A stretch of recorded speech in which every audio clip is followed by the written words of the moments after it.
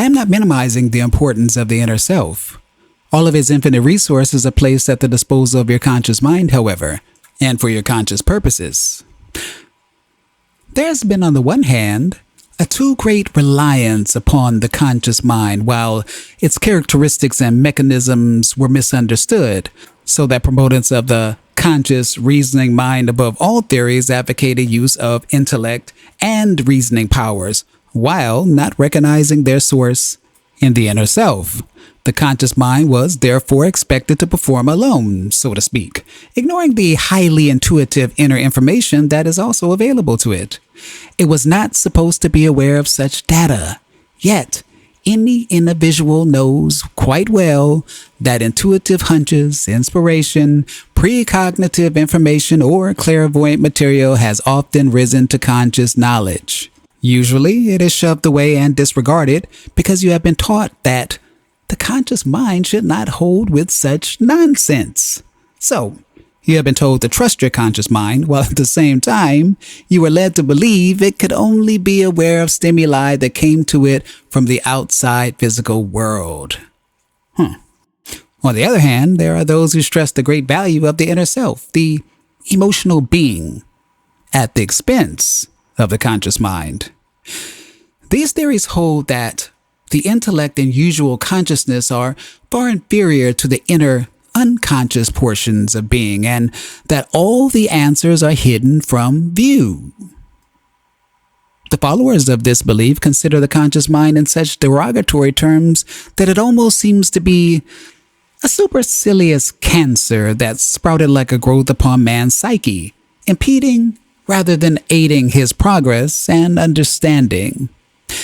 Both groups ignore the miraculous unity of the psyche, the fine natural inner workings that exist between the so-called conscious mind and the so-called unconscious, the incredibly rich interaction as each gives and takes. The unconscious simply contains great portions of your own experience in which you have been taught not to believe.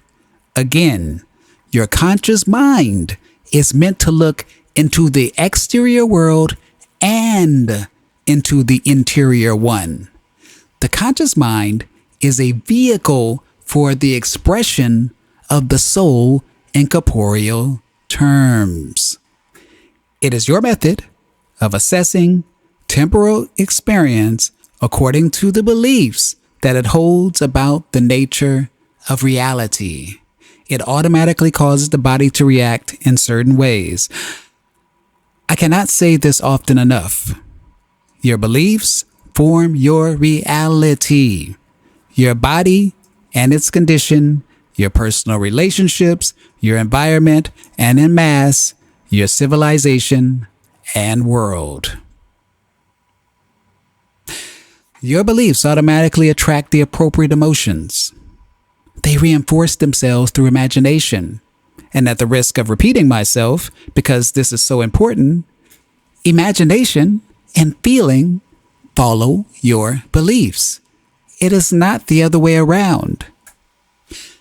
If now a brief, innocuous enough example, you meet an individual often enough and think, he gives me a pain in the neck. It is surely no coincidence that you find yourself with a painful neck in future encounters with this person. The suggestion is a quite conscious one. However, given by yourself and carried out not symbolically, but most practically, most literally. In other words, the conscious mind gives its orders and the inner self carries them out. In this existence, you are physically oriented.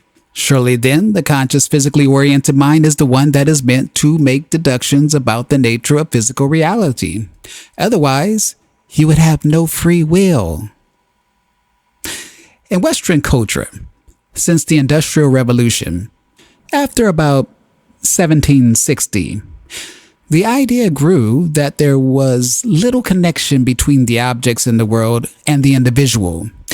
Now, this is not a history book, so I will not go into the reasons behind this idea, but will merely mention that it was an overreaction, in your terms at least, to previous religious concepts. Before that time, man did believe that he could affect matter and the environment through his thoughts.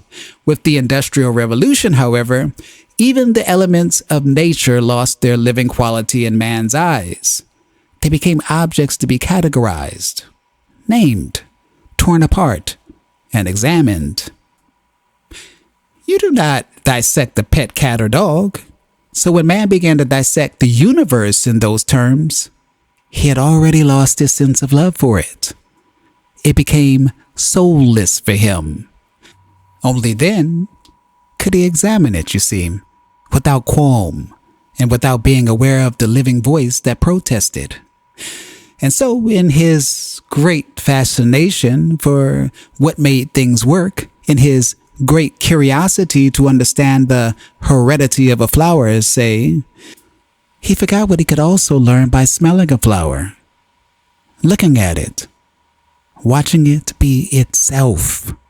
So he examined dead nature. Often he had to kill life in order, he thought, to discover its reality.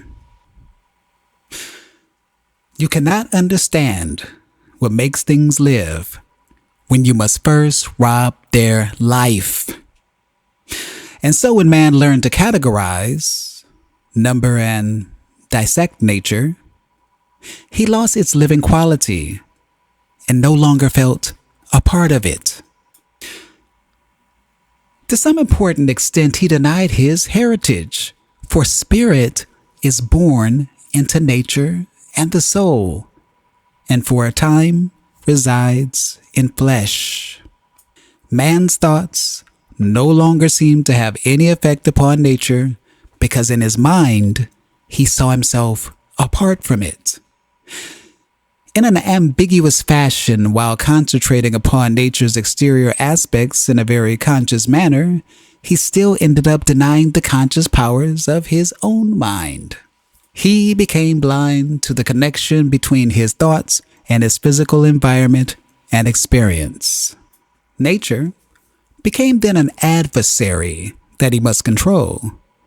Yet underneath, he felt he was at the mercy of nature because in cutting himself off from it, he also cut himself off from using many of his own abilities. It was at this point that the nature of the conscious mind itself became so misunderstood, and those unrecognized or denied powers were assigned to unconscious portions of the self by ensuing schools of psychology.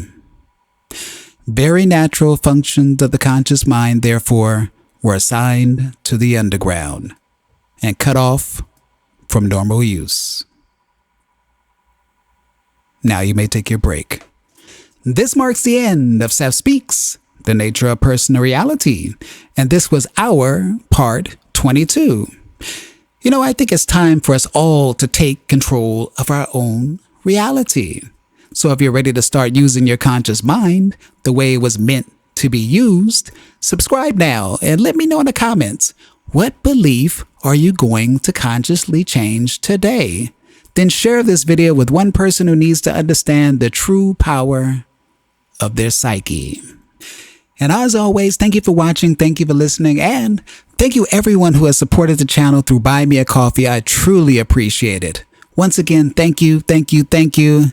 And until the next time, I am Tony Victory, a wolf uncaged. Peace. If you found something in this video that sparked a thought, shifted your perspective, or just made you feel more grounded, consider showing some love by buying me a coffee. It helps fuel the channel, keeps the uploads coming, and lets me know that the content matters to you. The link's right below in the description or on my channel banner.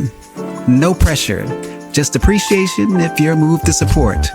And as always, thank you for watching, thank you for listening. I am Tony Victory, a wolf uncaged. Thank you. Peace.